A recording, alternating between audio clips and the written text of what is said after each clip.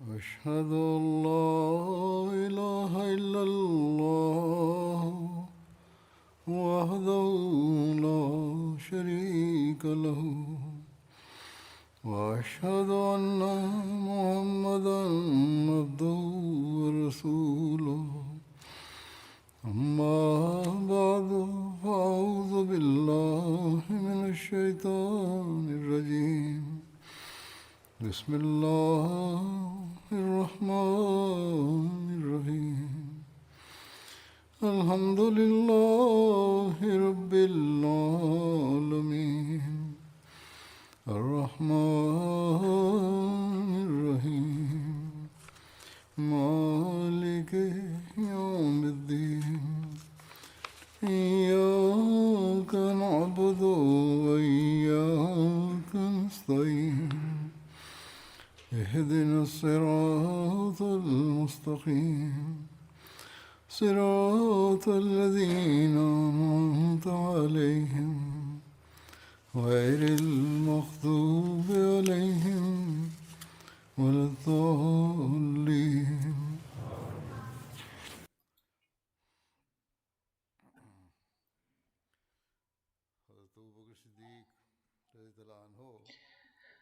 د حضرت ابوبکر صدیق رضی الله تعالی عنہ د سیرت او د ژوند واقعات بیانېده.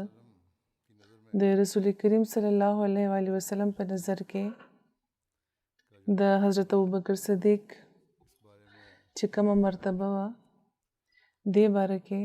مخکې هم بیان شوی دی، نورم بیانېږي. دې نه معلومیږي چې رسول کریم صلی الله علیه و آله وسلم حضرت ابوبکر خپل جانشین نامزد کول غوښتو، بلکې دا اشاره ورکړې وه چې خدای پاک به هم حضرت ابوبکر د رسول کریم نه پس د هغوی خلیفه او جانشین جوړوي. نو حضرت عایشه بیانوي چې رسول کریم صلی الله علیه و آله وسلم په خپلې بیمارۍ کې ماته دا فرمایلی وو چې ابوبکر خپل رور راوغواړه چې راشي ماله چې زه هغوی ته یو لیک پرېږدم. ویره ماته دا ده چې څوک تمه کوونکي به دا تمه وکړي یا څوک خبره کوونکي به دا خبره وکړي چې زه زیات حقدار یم، خو خدای او مؤمنان به د ابوبکر نه بغیر به د بل هر چا انکار کوي. یعنې که څوک دا وایي چې که څوک داسې خبره کوي نو دغه به انکار کېږي او حضرت ابوبکر به جانشین جوړېږي. بیا د حضرت حذیفه بن یمان هم یو روایت دی، هغوی بیانوي چې رسول کریم فرمایل چې زه دا دې نه یم خبر چې زه به تر څو په تاسو کې یم، خو تاسو زما په قدم روان اوسئ او د هغوی هم چې څوک چې ما نه پس وي،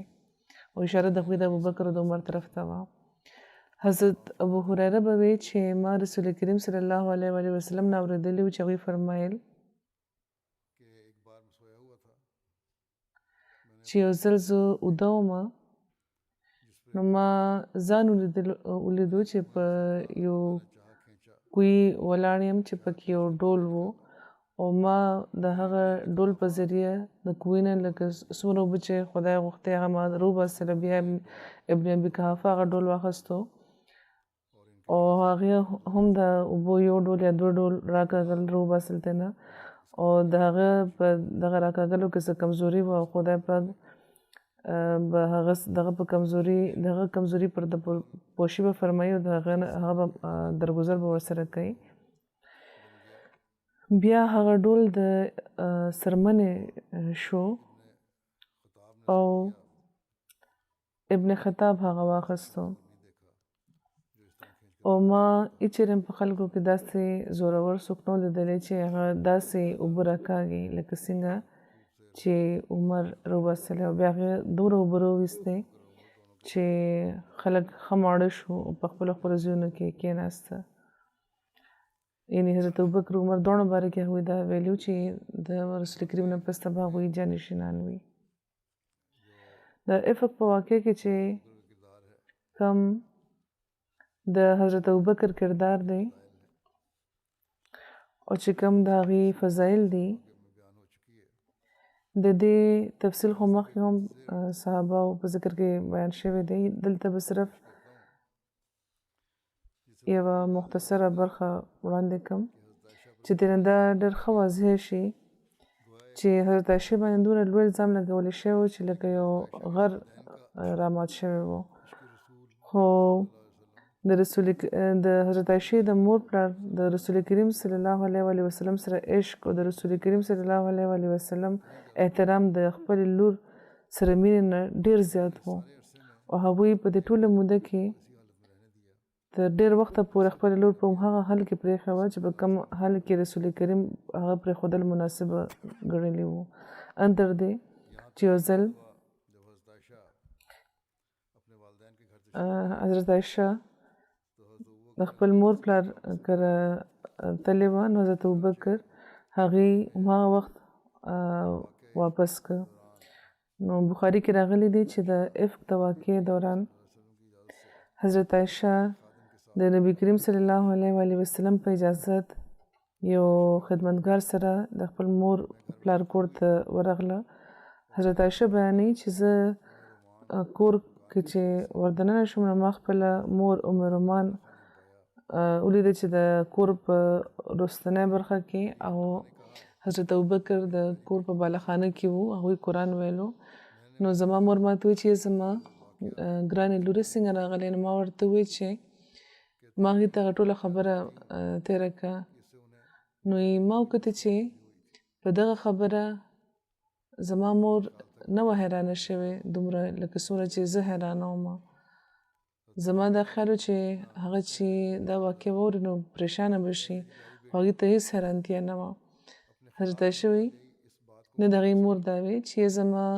ګرانې لورې د ستا خلاف چې کومه دا خبره شوې ده دا معمولي وګڼه ځکه چې قسم په خدای کم همداسې شوي دي چې یو ښایسته ښځه د یو سړي وي چې هغه ورسره مینه هم کوي او د هغې بیا بنې هم وي او ترېنه سوځي او د هغې باره کې بیا خبرې نه جوړېږي نو حضرت عایشې وایي چې زما کتل چې په هغوی باندې د دغې خبرې دومره اثر نه و لکه چې څنګه په ما باندې و نو حضرت عایشې وایي چې ما مور نه تپوس وکړو چې آیا زما پلار هم دې نه خبر دی نو هغې ورته وایي چې او نو بیا حضرت عایشې ته تپوس وکړو چې رسول کریم صلی الله علیه وسلم د خپل مور نه تپوس وکړو نو هغې چې او هغوی هم خبر دی نو حضرت عایشې وایي چې په دغه خبره وایي زما سترګو نه اوښکې روانې شوم زه په ژړا شوم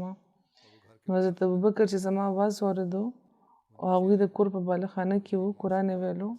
هغوی لاندې راکوز شو او زما مور ته یې وویل چې په دې څه چل شوی دی نو هغې ورته وویل چې دې ته هغه خبره ورسېده چې کومه د دې باره کې کېده لګیا وه نو د حضرت ابوبکر د سترګو نه هم اوښکې جاري شوې هغوی وویل چې زما ګرانې لورې زه تاله قسم در کوم چې ته خپل کور ته واپس لاړه شه حضرت عایشه وایي چې بیا زه واپس راغلم د افق د واقعې په ذکر کې او د دومره ګنده سازش او د ذکر کې د حضرت ابوبکر مناقب بیانول حضرت مسلم موعود یو ځای کې فرمایي چې موږ ته غور کول پکار دی چې کم کم خلک وو چې د هغې په بدنامۍ کې د منافقانو لپاره د هغې د سردارانو لپاره څه فایده وه او کومو خلکو په دغه ذریعه او کومو خلکو نه په دغه ذریعه منافقانو خپله کومو خلکو سره دغه ذریعه منافقانو خپله دښمني کولی شوه حضور فرمایي چې یو لږ تدبر نه به دا معلومه شي چې حضرت عایشه رضی الله تعالی عنها باندې چې الزام لګولی شوی نو په دې باندې دوه تنه داسې چې ورسره دښمني کېدی شو یو خو رسول کریم او یو حضرت ابوبکر ځکه چې د یو هغوی اهلیه وو او د یو لور وه او دا دواړه داسې وجودونه وو چې د دې بدنامي په سیاسي او په اجتهادي لحاظ یا د دشمنو په لحاظ د ځینو خلکو لپاره فایده ورکوونکې کېدی شوه یا د ځینو خلکو غرضونه د دې د بدنامولو سره تړلی شوي وو یعنې په خپله د حضرت عایشې په بدنامۍ سره یو تن ته هم څه دلچسپي نه شوه کېدی زیات نه زیات دغه چې کم بنې وي دغه تعلق کېدای شو یعنی چې کوم نورې بیبیانې وي د رسول کریم او دا خیال کېدای شي چې شاید چې د حضرت عایشه رضی الله تعالی عنها چې کوم بنې دي نو هغوی د رسول کریم په نظرونو کې د حضرت عایشه وخت کمولو لپاره خپل نیکنامي غوښتو لپاره په دغه معاملې کې څه برخه اخیستې خو تاریخ د دې خبرې ګواهي ورکوي چې د حضرت عایشه رضی الله تعالی عنها بنو په دغه معاملې کې هیڅ برخه نه واخیستې بلکې د حضرت عایشه خپل بیان دی چې د رسول کریم په بیبیانو کې چې کومه بیبي ما خپل رقیبه او خپل د مقابلې مې ګڼله نو هغه حضرت زینب وه او د هغې نه علاوه بل یو هم داسې بیبي نه وه چې ما به خپله رقیبه ګڼله خو حضرت عایشه فرمایي چې زه د زینب دا احسان هیچرې نشم هیرولی چې کله په ما الزام لګولی شوی و نو د ټولو نه زیات په زور باندې که چا به د دغه الزام انکار کولو نو هغه حضرت زینب وه نو حضرت عایشه رضی الله تعالی عنها که هغې سره د چا دښمني کېدی شوه نو همدغې د بنو کېدی شوه او که هغوی غوښتې نو په دې کې هغې برخه اخیستی شوی چې دې لپاره چې د رسول کریم په نظر کې د حضرت عایشې عزت کم شي او د هغوی عزت زیات شي خو تاریخ نه دا ثابتېږي دا ثابته شوې ده چې هغوی په دغه معاملې کې اړو دخل نه ورکړی یعنې نورې بیبیانې چې کومې وې او که چا نه څه تپوس وکړی شو د حضرت عایشې باره کې نو هغوی د حضرت عایشې هم تعریف کړی و د یو بیبي باره کې دا ذکر راځي چې رسول کریم صلی الله علیه وسلم چې هغې سره د دغې معاملې ذکر وکړو نو هغوی وی چې ما خو د خیر نه بغیر په عایشه کې بل څه څیز نه دی لیدلی نو د حضرت عایشه رضی الله تعالی عنها سره د دشمنۍ امکان که د چا له طرفه کېدی شو نو د هغوی د بنو له طرفه کېدی شو خو په دغه معاملې کې د هغې هېڅ تعلق نه ثابتېږي همدغه شان د سړو د ښځو سره دشمنۍ څه وجه نه وي نو په حضرت عایشه باندې الزام یا د رسول کریم سره د بغض په وجه لګولی شوی و یا د حضرت ابوبکر سره بغض په وجه داسې شوی و رسول کریم صلی الله علیه وسلم ته چې کم مقام ترلاسه و هغه خو الزام لګونکي په هیڅ طریقه نه شو هغې نه اخیستی هغوی ته چې د کومې خبرې خطره وه هغه دا وه چې رسول کریم نه پس ته به هغوی خپل رسول کریم نه پس ته به هم هغوی خپل اغراض پوره کولو نه به محرومه پاتې شي او هغوی دا کته چې که د هغې نه پس څوک د خلافت اهلیت لري نو هغه ابوبکر دی نو دغه خطره چې هغوی محسوسه کړه نو هغوی په حضرت عایشه باندې الزام ولګولو چې حضرت عایشه د رسول کریم د نظر نه پریوځي او د هغې د نظر نه پریوتو په وجه حضرت ابوبکر ته چې په مسلمانانو کې کم مقام ترلاسه دی هغه به ختم شي او مسلمانان به د حضرت ابوبکر نه بدزنه شي او هغه عقیدت به پرېږدي چې کوم هغوی هغې سره لرلو او دغه د رسول کریم صلی الله علیه وسلم نه پس د حضرت ابوبکر د خلیفه کېدو چې کوم دروازه دغه به بیخي بنده شي لکه څنګه چې د حضرت خلیفة المسیح اول په ژوند کې حضرت مسلم موعود فرمایي چې لکه څنګه د خلیفه اول په ژوند کې د پیغامیانو چې کومه ډله وه هغوی به په ما اعتراضونه کول او زما د بدنامولو کوششونه به یې کول نو وجه همدا وه چې خدای پاک د حضرت عایشې باندې د الزام چې کومه واقعه د هغې نه پس د خلافت ذکر کړی دی په حدیث کې په صریح طور دا راغلی دی چې صحابه چې خپلو کې خبرې کولې دا به یې ویلې چې د رسول کریم نه پس که څوک مقام لري نو هغه هم د ابوبکر مقام دی بیا حدیثونو کې راځي چې یو ځل رسول کریم صلی الله علیه وسلم له یو تن راغلو هغه چې یا رسول الله تاسو زما فلانه حاجت پوره کړئ نو هغوی ورته وفرمیل چې دا وخت نه بیا به راشي هغه کلیوالو او د تهذیب او د شایستګۍ د اصولو نه خبر نه و نو هغه صفا دا ووایي چې آخر تاسو انسان یې که زه بیا راشم او تاسو هغه وخت وفات شوي نو بیا به زه څه کوم رسول کریم صلی الله علیه وسلم ورته وفرمیل چې که زه دنیا کې نه وم نو ابوبکر له به ورشي هغه به ستا حاجت پوره کړي همدغه شان په حدیثونو کې راځي چې رسول کریم صلی الله علیه وسلم یو ځل حضرت عایشه رضی الله تعالی عنها ته ویلو چې یا عایشه زه ما دا غوښته چې ابوبکر نامزد کړم ځان نه پسته خو زه دې نه خبر یم چې خدای او مؤمنان د هغه نه بغیر به بل چا راضي نه شي نو ځکه زه څه نه وایم نو صحابه په قدرتي طور دا صحابه په قدرتي تور دا ګڼل چې رسول کریم نه پس پای کې که څوک څه درجه لري نو هغه هم د ابوبکر درجه د هغوی د خلیفه جوړېدو اهلیت لري. د مکې ژوند خو داسې و چې په هغې کې حکومت او د هغې د انتظام سوال نه پیدا کېدو، خو په مدینې کې د رسول کریم د تشریف راوړو نه پس حکومت قایم شوی و او طبعا د منافقانو په زړونو کې دا سوال پیدا کېدل شروع شو چې د هغې چې د رسول کریم مدینې ته د تشریف راوړو په وجه د هغوی ډېر امیدونه چې هغه ختم شو. عبدالله بن ابی بن سلول چې کله دا وکتل چې د هغه د باچای ټول امکانات ختم شو نو هغه سخت غوسه شوی و او په ظاهر هغه په مسلمانانو کې شامل شوی و، خو همیشه هغه په اسلام کې فتنې جوړولو کوشش کولو او چې اوس هغه نور څه نشو کولی نو او د هغه زړه کې که څه خواهش پیدا کېدو شي نو همدا چې د رسول کریم صلی الله علیه و وسلم چې وفات شو نو زه د مدینې باچا شم.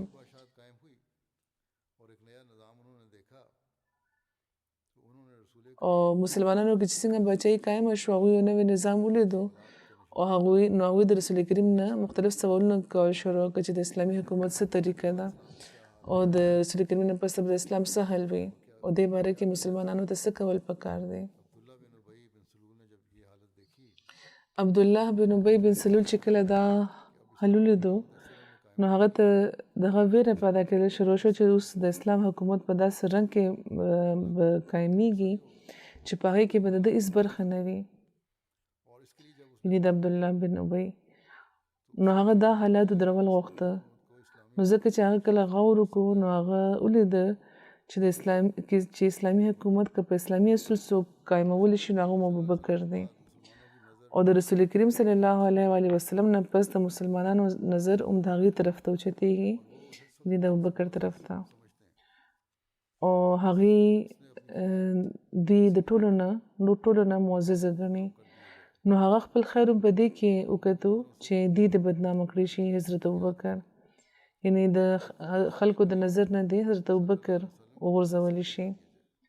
بلکې په خپله د رسول کریم د نظر نه هم دی هغوی وغورځولی شي او د دغه بدنیتۍ د پوره کولو موقع هغه له چې کله حضرت عایشه په یو جنګ کې وروسته پاتې شوه نو دغه واقع نه ملاوه شوه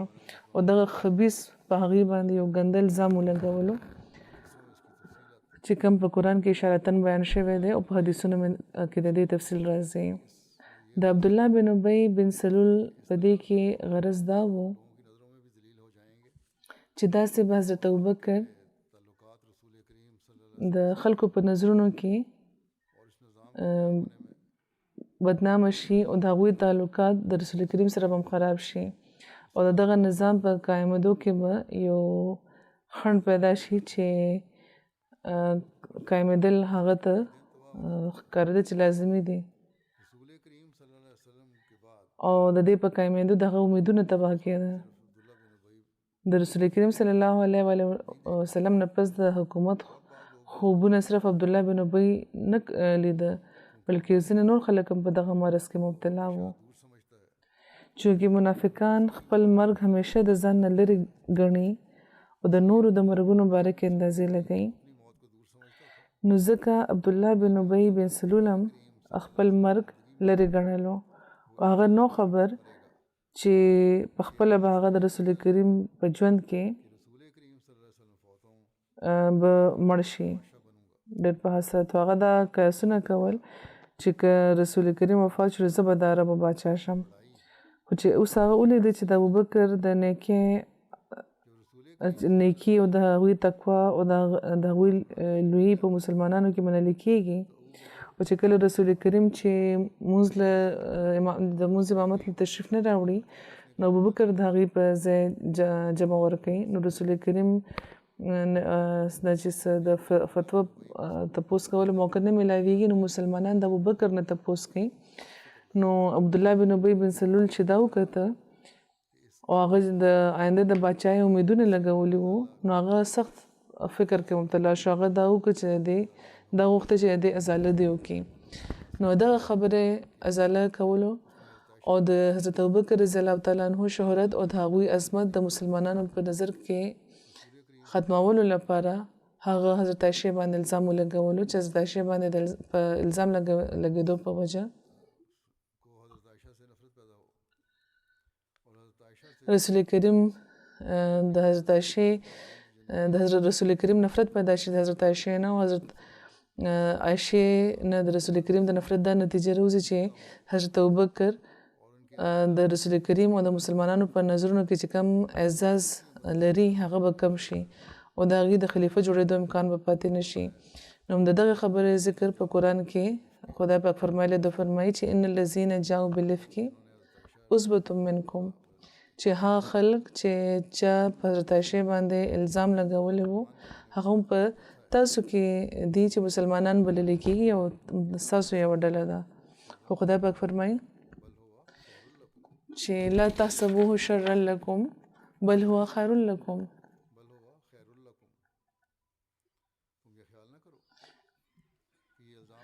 تاسو دا خیال نه کوي چې دغه الزام به څه بده نتیجه پیدا کړي بلکې دغه الزام به هم ستاسو د بهترۍ او د ترقۍ سبب جوړیږي نو وی فرمایي نو اوس وګورئ چې زه د خلافت باره کې هم اصول بیانوم خدای پاک وایي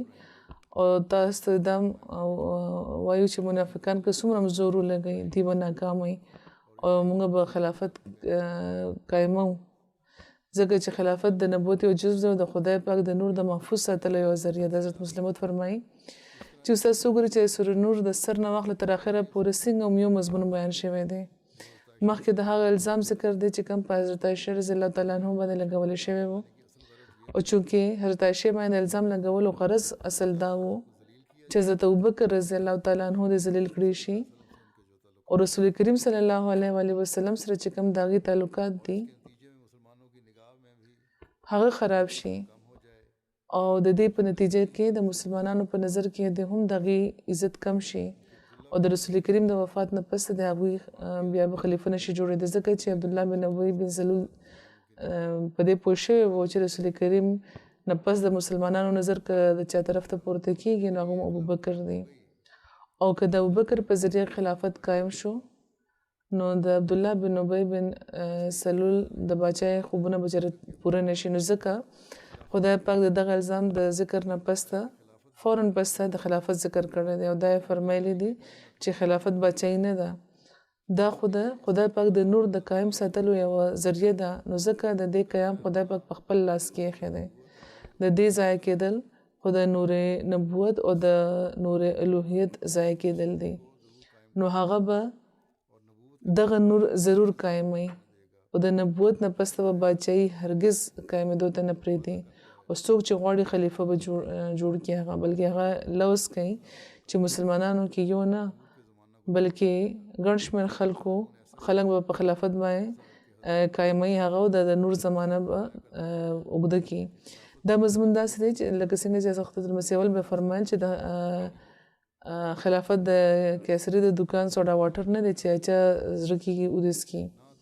نو که تاسو الزام لګول غواړئ هغې فرمایي نو بېشکه ولګوئ نه تاسو خلافت ختمولی شئ نه ابوبکر د خلافت نه محرومولی شئ ځکه چې خلافت یو نور دی هغه د خدای د نور د ظهور یوه ذریعه ده او انسان دا به خپلو تدبیرونه چېرته ختمولی شي بیا فرمایي چې همدغه شان د خلافت دا نور یو څو نورو کورنو کې موجود دی او یو انسان هم په خپلو کوششونو په خپل مکر د دغه نور ظهور نشي ودرولی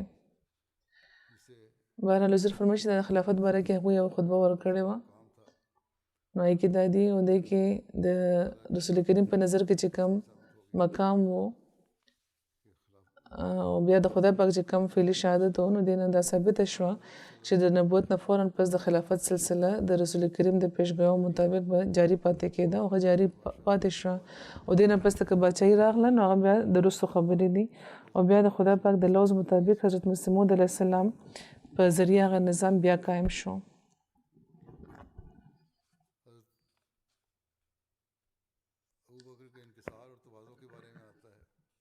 د حضرت ابوبکر د انکسار او د تواضع باره کې راځي حضرت سعید بن مسیب روایت کوي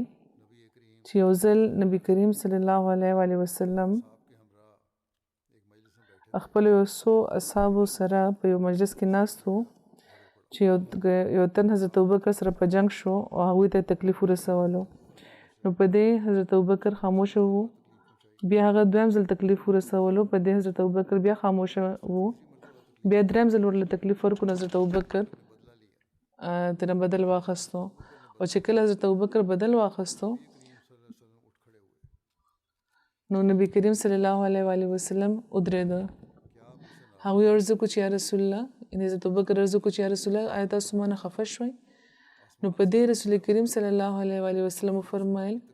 چې اسمان نه یو فرشته راکوزه شوه چې د هغې خبرې تکذیب کولو چې کوم د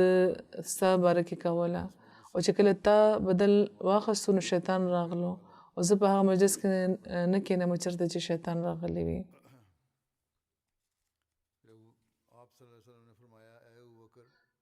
بیا رسول کریم فرمایل چې ابوبکر درې خبرې دي چې برحقه دي یو بنده باندې چې د سیز په ذریعه ظلم وکړي شي او هغه صرف د خدای پاک له خاطره په هغې چشم پوشي وکړي نو خدای پاک هغه د خپل نصرت په ذریعه عزتمنده کړي او هغه تن چې د یوې اتیې ورپرانیزي چې د هغې په ذریعه د هغې اراده وي د صله رحمۍ نو خدای پاک د هغه په ذریعه هغه له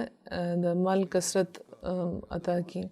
او درېیمه خبره دا چې هغه کم تن چې د سوال دروازه پرانیزي او د هغې په ذریعه د هغې نیت دی چې اراده یې دی چې د مال زیات شي نو خدای پاک د هغه د دې په ذریعه قلت او کمی ورته زیاته کړي حضرت مسیح موعود علیه السلام د حضرت ابوبکر اوصاف بیانوي او فرمایي چې حضرت ابوبکر معرفت تامه لرونکي عارف بالله ډېر حلیم الطبع او ډېر مهربان فطرت لرلو او انکسار او د مسکینۍ په وجه کې هغوی ژوند تېرولو ډېر عفو درګذر کوونکي او مجسم شفقت او رحمت وو هغوی خپل د تندي د نور نه پیژندلی کېده هغوی د حضرت اقدس محمد مصطفی صلی الله علیه و وسلم سره ژور تعلق لرلو او د هغوی روح د خیر الورا صلی الله علیه و وسلم روح سره پیوسته وه او چې کوم نور د هغې د آقا او د مقتدا او د خدای محبوب نه چاپېره و هغه نور د دین هم چاپېره و او هغوی د رسول کریم د نور چې کوم لطیف سوری دی او د هغوی چې کوم عظیم فیوز دی د هغې د لاندې پټ و او د فهم قرآن او سید الرسول فخر بني نوع انسان په مینه کې هغوی د ټولو خلکو نه ممتازه وو او چې کله په هغې باندې د آخري ژوند او د خدای پاک اسرار منکشف شو نو هغوی ټول دنیاوي تعلقات پرېښوده او چې کوم جسماني تړون څومره د هغوی وابستګۍ وې جسماني هغه یې پرېښودی او خپل ځان د محبوب په رنګ کې رنګین کو او واحد مطلوبه هستي له خاطره هغوی خپل هر مراد پرېښودو او ټول جسماني قدرتونو د هغې نفس پاک شو او د یو رښتونې خدای په رنګ کې رنګین شو او د رب العالمین په رضا کې هغوی پټ شو او چې کله یو رښتونې د خدای محبت د هغې په رګ و پای کې او د زړه په چې کوم انتهایي ګهرایي دي او د وجود هره ذره د هغې کې جاګوزین شو او د هغوی افعالو او اقوالو کې او د هغې برخاستو د شخص کې د هغه انوار ظاهر شو هغوی د صدیق په نامه موسوم شو او هغوی ته په ډېر په فراوانۍ او تر و تازه او جوور علم د ټول عطا کوونکو چې کوم بهتر عطا کوونکي خدای د هغه له بارګاه نه عطا کړی شوی وه او صدق د هغوی یو راسخه ملکه او طبعي خاصه وه او د هغې صدق اثر او انوار د هغې کې او د هغې په هر کولو په فعل کې او په حرکت سکون کې او په حواسو په انفاظ کې ظاهره شوی وه هغوی اسمانونو د ځمکې د رب له طرفه د منعملۍ ډلې کې شامل وو هغوی د کتاب نبوت او اجمالي نسخه وو هغوی ارباب فضیلت او د ظلمو امام وو د بادرو خلکو امام او د نبیانو سرش لرونکي کوم یو څو خلک یې کې شامل بیا وی فرمایي چې زمونږ دا کول د مبالغه نه غني او نه د نرم رویه او د چشم پوشي قسم د نه غني او نه د مینه د چینه نه چې کومه څه خبره وي هغه دا غني چې دا غنه راوته بلکې دا حقیقت دی چې د خدا پاک د بارګاه نه د رب العزت د بارګاه نه په ما ښکاره شوی دی ظاهر شوی دی بیا چې کوم مقام د حضرت ابوبکر بیان شوی دی کړی دی هغوی چې څومره تعریفونه کړي دي نو حضرت مسلم اسلام فرمایي چې دا خدا پاک ماته ظاهر کړي دي په ما باندې او بیا دغې په خواص کې دغې مناقب کې هغې فرمایي چې د هغې مشرب د حضرت ابوبکر مشرب رب الارباب باندې توکل کول او د اسباب طرف ته کم پام کول او هغوی په آدابو کې د رسول کریم ذل و د هغوی سوري و او هغوی حضرت خیر البریه سره یو ازلي مناسبت لرلو همدغه وجه وه چې د هغوی د فیض نه هغوی په لږ وخت کې هغوی ته هر هغه څه ترلاسه شو چې نورو ته ډېر اوږدو مودو پورې او د لرو اقلیمونو کې ورته ترلاسه نه شو د رسول کریم پس 14 ملګرو کې شمولیت حضرت علی دې باره کې راځي چې حضرت علی بن ابو طالب بیانول چې نبی کریم صلی الله علیه وسلم فرمایل چې یقینا هر نبی له و نجیب ملګري ورکړی شوي وو یا فرمایل چې خو یې ماله 14 راکړی شوي دي نو موږ ورته چې څوک دي نو هغوی چې زه او زما دواړه زامن او حضرت جعفر او حضرت حمزه او حضرت ابوبکر یعنی حضرت علی د هغوی دواړه زامن حضرت جعفر حضرت حمزه حضرت ابوبکر حضرت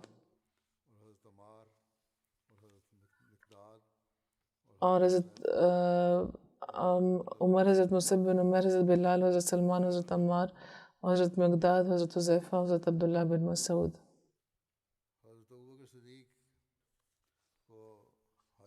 حضرت ابوبکر صدیق د حج امارت ورکړی شوی و د رسول کریم صلی الله علیه وسلم له طرفه دې باره کې راځي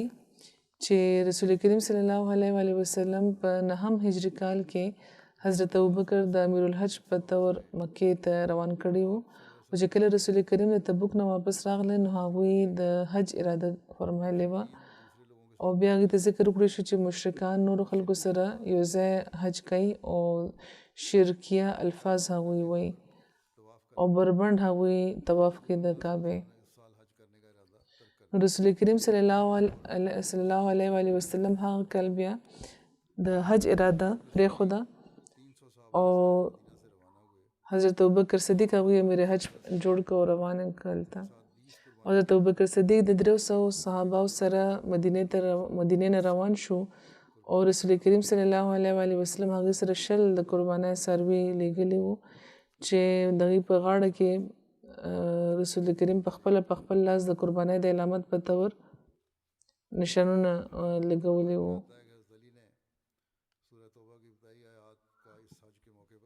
او حضرت ابوبکر په خپله 15 څاروي اخستی وو روایت کې راځي چې حضرت علی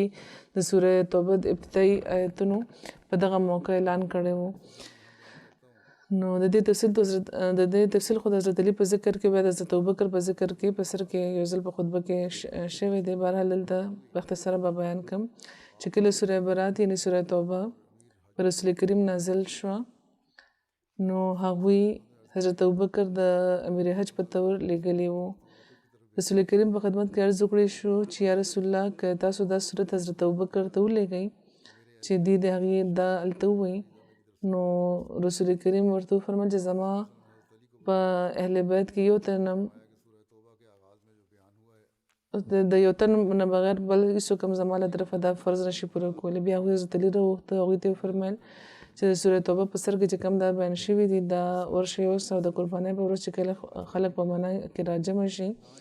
نو هغې کې اعلان وکړه چې په جنت کې به یو کافر هم نه داخلېږي او دې کال نه پسته به یو مشرک ته هم د حج اجازت نه وي او نه څوک بربند د بیت الله طواف کولو اجازت لري او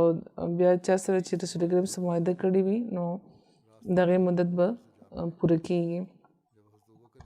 حضرت علي دغه فرمان سره روان شو په لاره کې حضرت ابوبکر سره ملاو شو چې کله حضرت ابوبکر حضرت علي په لاره کې ولیده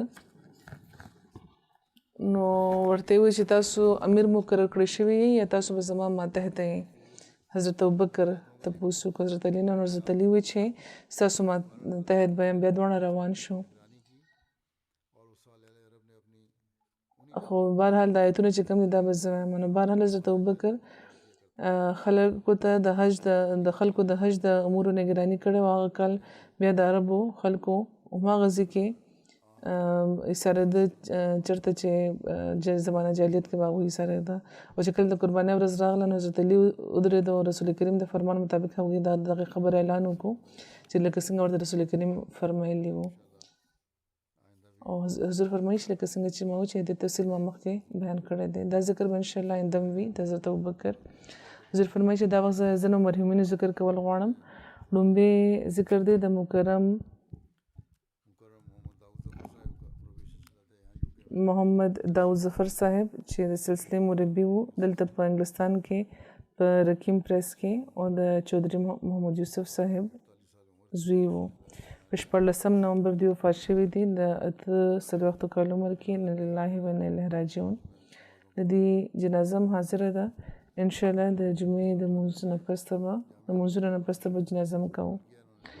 په کال 1998 کې جامع احمدي ربانه دی د شاهد کورس مکمل کړی وو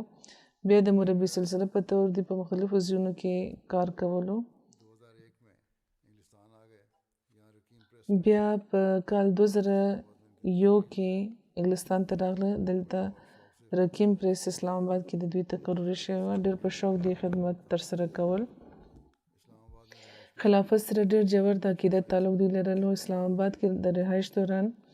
سمودې پورې دوی د اسلام آباد د جماعت صدر هم وو د عمرې کولو سعادت هم دوی ته ترلاسه شوی وو موسم وو د دې په همزپلو کې د مور پلار او د اهلیې نه علاوه 3 زامن او یو لور شامل دي د دوی والد چودھری یوسف صاحب بیانوي چې کله داود ته ما د مربي جوړېدو تحریک وکړو نو هغه زما د دغه خواهش مکمل تکمیل وکړو او ځینې خلکو دې ته وایي چې که د مربي جوړېدو په ځای دنیوي تعلیم ترلاسه کولو کې دومره کوشش وکړو نو زیات ښه نوکري به ترلاسه کولی شي خپل د کور مالي حالات ښه کولی شي خو داود صاحب داسې مشورې بیخي مسترد کې د جامعې نه د شاهد مربي جوړېدو نه واخله تر وفاته پورې په مکمله وفا دوی خپل وقف پوره کړی دی ډېر اطاعت ګزاره زوی وو پلار یې وایي چې زما هره خبره به یې منله هېڅ چېرې به یې منکار نه کولو همیشه یې ما له د آرام راکولو کوشش کړی دی مالي مشکلاتو نه باوجود هېڅ چېرې هم د خپل د وقف پرېښودو سوچ دوی نه و کړی د جامع احمدیه کې د تعلیم دوران د مالي مشکلاتو په وجه وایي چې سایکل به چې پنکچر شو نو دوی سره به د پنکچر لګولو پیسې به هم نه وې کور به سایکل کې به دوی هوا به ډکه کوو جامعې ته به رسېدو وفسر هم داسې کول هېڅ چېرې به هم ګیله نه کوله د وخت د خلیفه اطاعت کوونکي او د خلیفه منشا باندې پوهېدونکي مربي وو د دې اهلیه مبارکه صاحب وایي چې زموږ د 22 کالو پورې زموږ رفاقت و ډېر نرم زړه لرونکي محنت کوونکي په خدای باندې ډېر زیات توکل لرونکي او د هر چا بېلوسه خدمت کوونکي ما دي لیدلي وو په ژوند کې ډېرې موقع داسې راغلی وې چې ځینې څیزونه په ظاهره ناممکنه ښکارېده نو ما به ورته چې دا به څنګه کېږي نو دوی به وایي چې په خدای توکل لره هر څه به ټیک شي او د خدای پاک په فضل به بیا همداسې کېده ماشومانو ته به همیشه نصیحت کولو چې ښه انسان به جوړېږي او چا دپاره د تکلیف سبب نه شي ماشومان به یې کېنول اکثر ورته به وې چې نن چې زه هر څه یم خلافت سره د تعلق په وجه یم او د جومات په وجه یم خدای دې مله توفیق راکړي چې زه خپل وقت صحیح پوره کړم او همیشه به د دې دا خواهش و او د دې مشر لور رومانه درمانه صاحب وایي هغوی وایي چې موږ نه به هم یوه خبره دې غوښته چې موږ ښه احمدیان مسلمانان شو او خواوشا کې چې کوم زموږ خلک دي دغې ګیر چاپېره چې کم خلک دي دغې خیال ساتو هېچا ته هم د زموږ په وجه چېرته تکلیفونه شي مشر زوی روحان وایي چې زما پلار ته به زما د روحاني تربیت ډېر فکر و چې کله به موږ ترې څه سوال تپوس کولو نو د یو مربي کېدو په وجه به د قرآن د تعلیم په رڼا کې او د دیني اړخ نه به د جواب ورکولو کوشش کولو کشري زوی فواد داود عمر 15 کاله دی. هغوی وایي چې آخري ورځو کې دې ته چې کله بیماري و سرطان ورته نو په آخري ورځو کې چې شدت ډېر زیات شو نو ما ته دا وی چې ما دا وخت چې دا وګورم چې یو ښایسته ژوند تېری خو زما د خدای مرضي سبا بیله ده او زه د هغه په رضا راضي یم. بهرحال ماشومانو ته همیشه دوی د نیکۍ د جومات سره د تعلق او د خلافت سره د تعلق نصیحت کولو. خدای پاک د دې په نصیحتونو باندې د عمل دی له توفیق ورکړي. د دې دعاګانې به د هم قبول کړي دې لپاره. دا خبره هر چا لیکلې ده د دې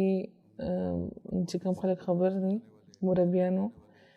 عموما چې ډېر ښه مزاج لرونکي او مجلس لګونکي او زړه راکاږونکي چې هر چا زړه به د دې طرف ته راکاږلی کېدو او د هر چا خوښ وو او په خپل شعبه کې کمپیوټر او په آرټ ورک کې ډېر مهارت لرلو. مربي وو خو دماغ د هغوی په تکنیکي کارونو کې ډېر چلېدو او ایډیټینګ وغیره به هم دوی ډېر ښه کولو. رقیم پریس کې هم دوی ډېر ښه کار کړی دی. خپل د هنر د استعمالولو دوی ته ښه موقع میلاوه شوې وه. جماعتي خدمت به دوی همیشه د خدای فضل ګڼلو او ځان لپاره به سعادت ګڼلو. بیا د دوی خپلوان دا هم لیکلي چې د نورو کارونه هم دوی ډېر په خاموشۍ کول. ډېر په خاموشۍ د ضرورتمندو د حاجتمندو به دوی مدد کولو مالي. خدای پاک د دوی سره د مغفرت او د رحم سلوک وفرمایي. د دې ماشومانو د صبر او حوصله ورکړي او د دې د نیکۍ جاري ساتلو ورله توفیق ورکړي. د دې مور پلار له دې صبر او حوصله ورکړي. بل ذکر دی چې کومه جنازه ده 2 جنازې غیبي هم دي. نو وړومبی پکې د رقیه شمیم بشرا صاحبې ده چې د مکرم کرم الهي ظفر صاحب مرحوم سابق مبلغ د سپین د هغې د اهلیه وه. دی هم تېرو ورځو کې وفات شوي دي. انا لله و انا الیه راجعون. دی په کال 1932 کې په قادیان کې پیدا شوي وو. د خدای پاک په فضل موسیه وه. ډېرو کلونو پورې د سپین د لجنه صدر په طور باندې خدمت توفیق ورته ترلاسه شوی. د دوی 3 زامن دي او 3 لوڼې دي. د دوی یو نوسې واقف نو دی وقف زندگی عطاالمنعم طارق د سنټرل سپینش ډیسک انچارج دی. یو نوسې هم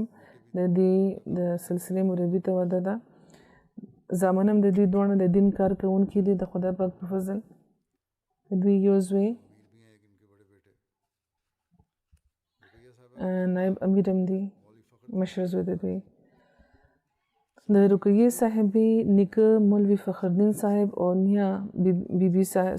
صاحبه وه چې په بنیادي طور د بهیرې سره تعلق لرلو. د حضرت مسیح موعود علیه السلام په زمانه کې د بیعت کولو نه پس قادیان ته تللي وو او د دوی نیکه د مور له طرفه بھائی عبدالرحیم صاحب د دوی تعلق اجمیر سره وو. په شروع کې د سکھ مذهب سره دوی تعلق لرلو. بیا د حضرت مسیح موعود په لاس باندې بیا سعادت ترلاسه کړو هغوی او بیا د بیعت نه پس د سبق لپاره قادیان ته راغله. نو ځکه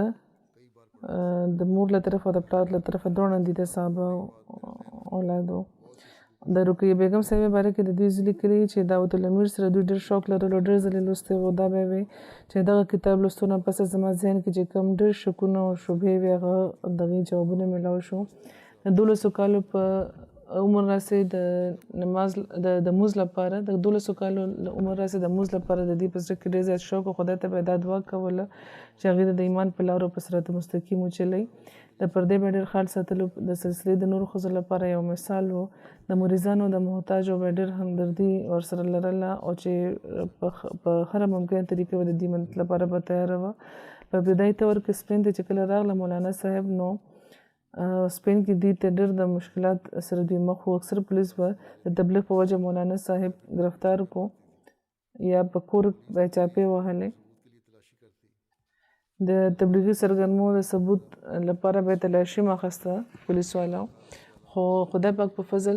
د خپل خاوند په شان په دغه یقین دی قایم و چې آخر به خدای د دې ضرور مدد کوي او ټول مشکلات به ورله لرې کړي. چې کله حضرت خلیفة المسیح ثالث مولانا صاحب ته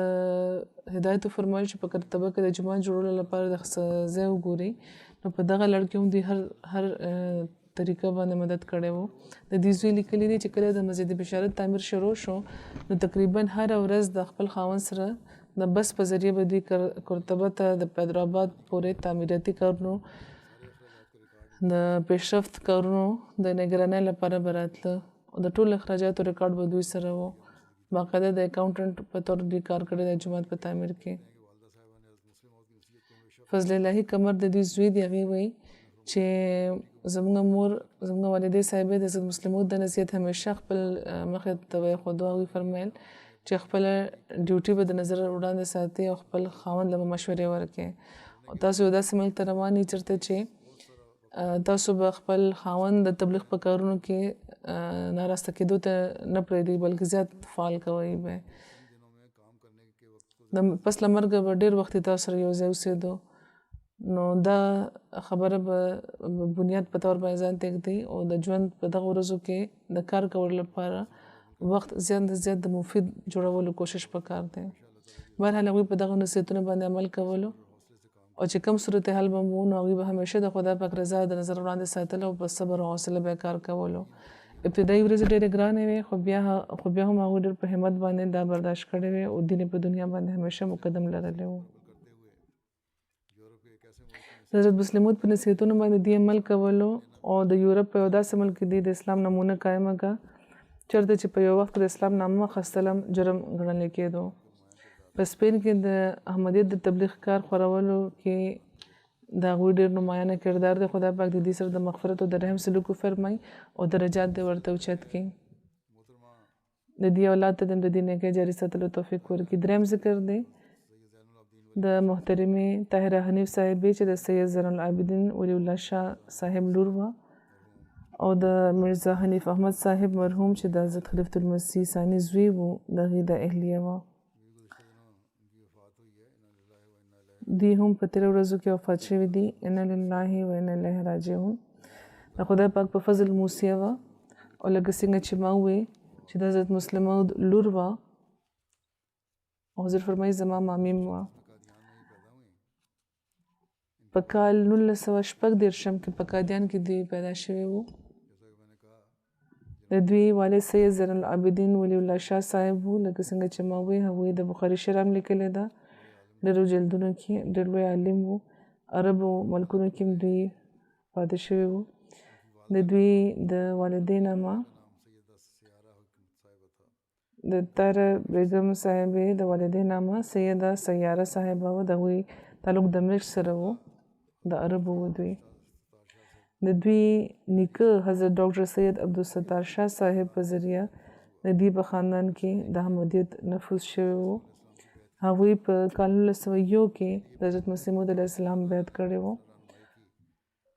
او دې لپاره هم پوره خاندان ته د خدای پاک داسې راهنمایي کړې وه د ماشومانو او د مشرانو د خوبونو په ذریعه او د هغوی ایمانونه مضبوطول. حضرت ډاکټر سید عبدالستار شاه صاحب د حضرت خلیفة المسیح رابع رحم الله تعالی نیکه و. دغه شان د دې د ماما لور وه.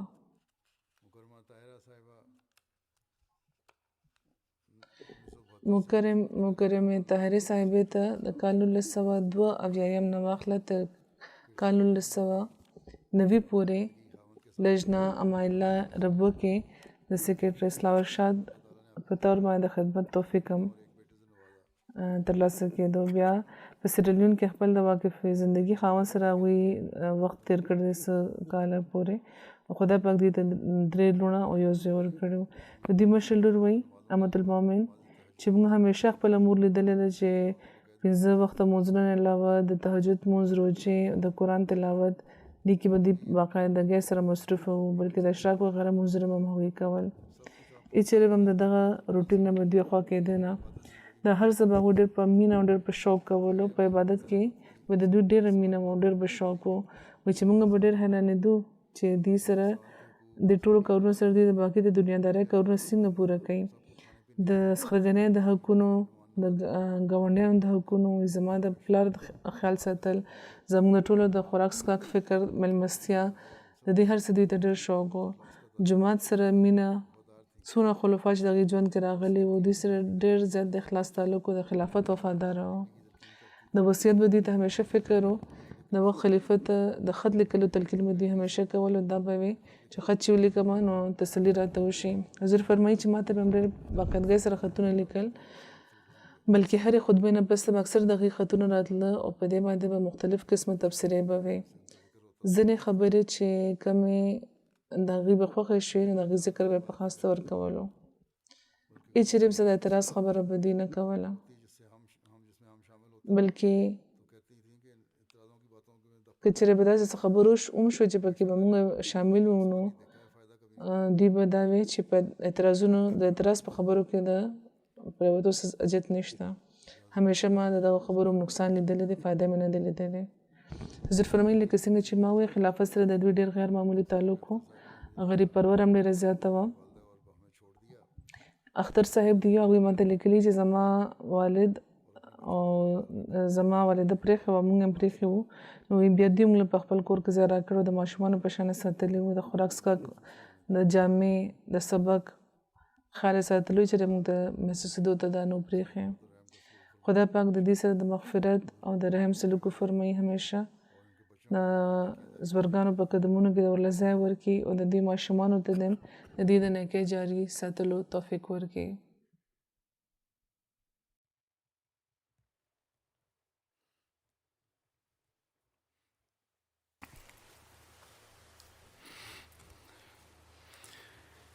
الحمد لله نحمده ونستعينه ونستغفره ونؤمن به ونتوكل عليه ونعوذ بالله من شرور أنفسنا ومن سيئات أعمالنا. من يهده الله فلا مضل له ومن يضلل فلا هادي له. ونشهد أن لا إله إلا الله ونشهد أن محمدا عبده ورسوله. عباد الله رحمكم الله، إن الله يأمر بالعدل والإحسان وإيتاء ذي القربى وينهى عن الفحشاء والمنكر والبغي يعظكم لعلكم تذكرون. اذكروا الله يذكركم وادعوه يستجب لكم ولذكر الله أكبر.